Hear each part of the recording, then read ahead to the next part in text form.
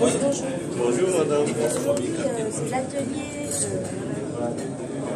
de la validation. de la validation de la réforme de la concernant la réforme de l'administration. Bon, en fait, aujourd'hui, nous avons regroupé les principaux acteurs de la vie nationale pour partager avec eux le contenu d'un document que nous appelons le plan de mise en œuvre de la réforme de l'État et modernisation de l'administration. En fait, comme vous vous souviendrez que depuis 2011, nous sommes engagés dans un processus de réforme de l'État. Nous avons mis au point un document de stratégie qui a été traduit en programme de réforme et ce programme a été traduit en plan d'action. Et avec l'accompagnement et l'appui de la Banque mondiale, un cabinet international a été recruté, qu'on appelle le cabinet WIMI, qui a redéployé ses experts. Et ces experts vont rester avec nous pendant 1 an pour travailler à la concrétisation, à l'opérationnalisation du programme de réforme de l'État et modernisation de l'administration. Les experts de ce cabinet, en relation avec les experts nationaux, ont proposé un schéma, un plan, une feuille de route.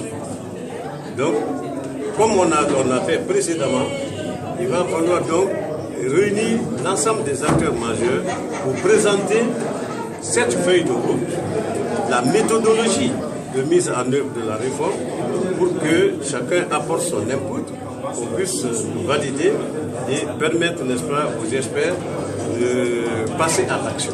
Qu'attendez-vous réellement, concrètement de cet atelier? J'attends de cet atelier que les propositions faites par les experts soient enrichies et amendées et validées. Et aussi et surtout que les acteurs ici représentés, acteurs de la société civile, les partenaires techniques et financiers, les représentants des pouvoirs publics, que chacun se l'approprie pour, n'est-ce pas, le partager et diffuser à d'autres niveaux. Vous pouvez nous dire les mots dont souffrait cette administration? Bon, je crois que c'est connu de tous. Là, on n'a pas de perte de temps à perdre. Le procès de l'administration a été fait. Tout le monde connaît que notre administration a souffert, n'est-ce pas, de la mauvaise gouvernance et de toutes les mauvaises pratiques. Si vous voulez, on a un peu... C'était une administration de type patrimonial. C'est-à-dire qu'on gère l'administration comme on gère son bien privé. C'est ce paradigme, il faut maintenant un nouveau paradigme. Maintenant, il faut changer, mettre l'administration au service du développement. Et réhabiliter les valeurs fondamentales des services publics. Merci. Alors, monsieur le ministre d'État. En tant que ministre de la Justice, quel regard portez-vous sur la réforme engagée par le ministère de la fonction publique? Écoutez, donc je suis là ce matin pour apporter mon soutien à cette validation des réformes ô combien indispensables de notre administration.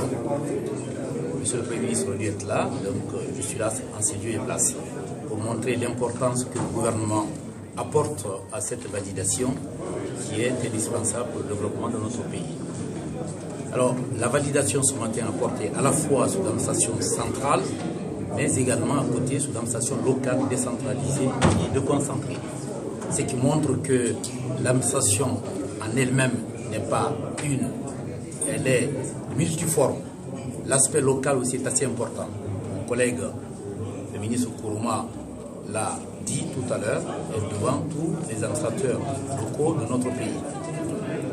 Au niveau de la justice, nous donnons une importance capitale aux réformes mises sur pied par ce ministère de la fonction publique. Parce que vous savez, dans un état de droit, ce n'est pas uniquement les réformes de la justice ou les réformes des services de sécurité. Il y a également ce qu'on appelle la troisième roue, la charrette, c'est-à-dire la fonction publique. Il faut qu'on ait une fonction publique performante, une fonction publique efficace et une fonction publique neutre, impartiale et au service des citoyens. Je vous remercie.